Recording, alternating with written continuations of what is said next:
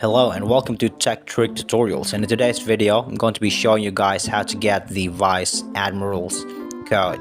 This is the fastest method.